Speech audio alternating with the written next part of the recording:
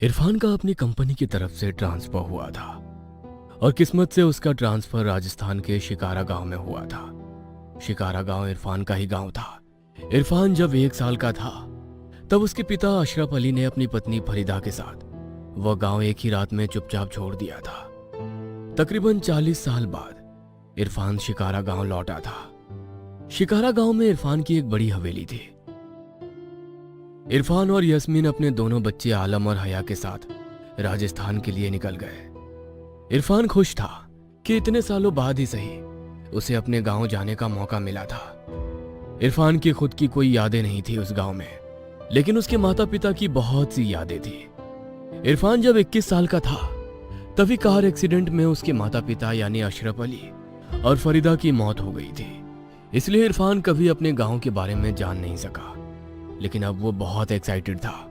क्या बात है जनाब, जब से आपके ट्रांसफर की बात आपको पता चली है आप तो फूले नहीं समाये हैं। मोहतरमा, बात ही कुछ ऐसी है, जिस गांव में मेरा ट्रांसफर हुआ है वो मेरा ही गांव है, शिकरा। क्या कह रहे हो तुम? ये तो अच्छी खबर है। हाँ यास्मीन, अपने गांव में बचपन तो नहीं जी सका, पर अब कुछ दिन तो रह सकते हैं ना।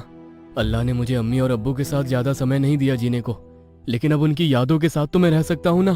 और हमारे रहने का इंतजाम भी हमारी पुरानी हवेली में ही किया गया है। सही फरमाया आपने, ये बहुत अच्छी बात है।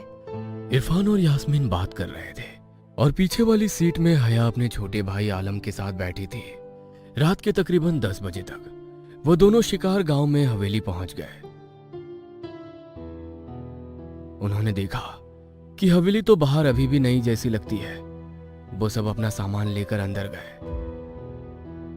अंदर जाते ही उन्होंने हवेली को बहुत साफ सुथरा पाया।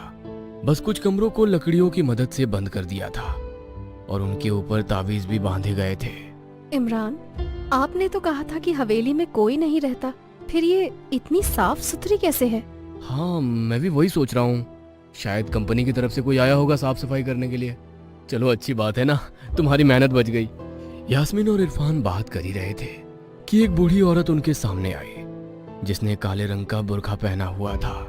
आप आ गए साहब, मैं आपका ही इंतजार कर रही थी। उसने बताया कि वो इस हवेली की देखभाल करती है। वो पिछले 40 साल से ये काम कर रही है। लेकिन आप ये काम क्यों करती हैं? अब मतलब आपको कोई पेमेंट मिलती है क्या यहाँ पर काम करने के लिए? हर काम पैसों के लिए नहीं किया जाता है साहब।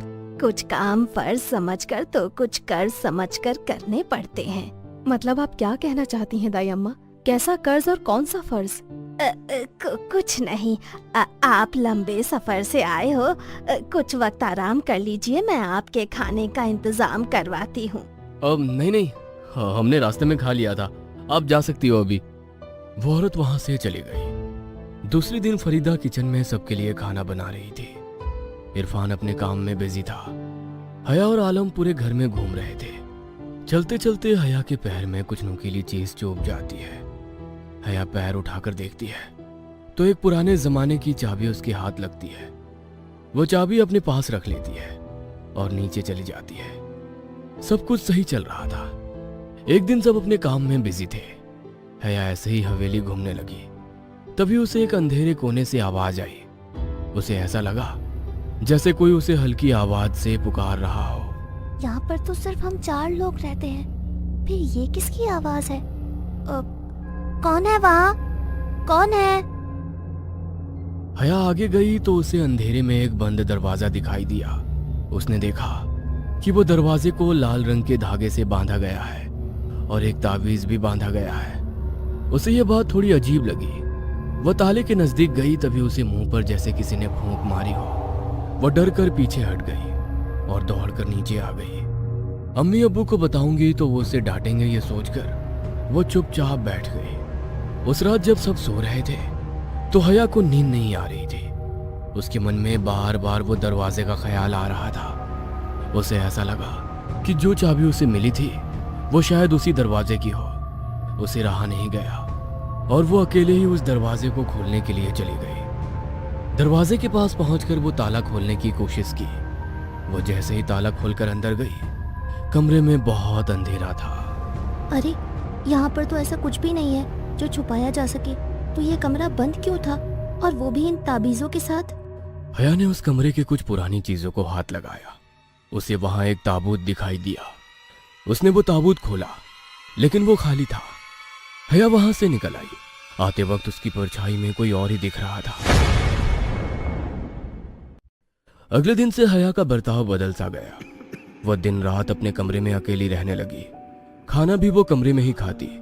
वो ना किसी से बात करती, ना किसी के साथ रहती।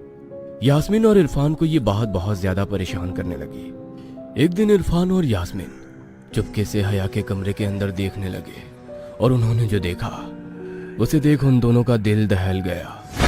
हया ने पूरे काले रंग का बुर्का पहना था और नमाज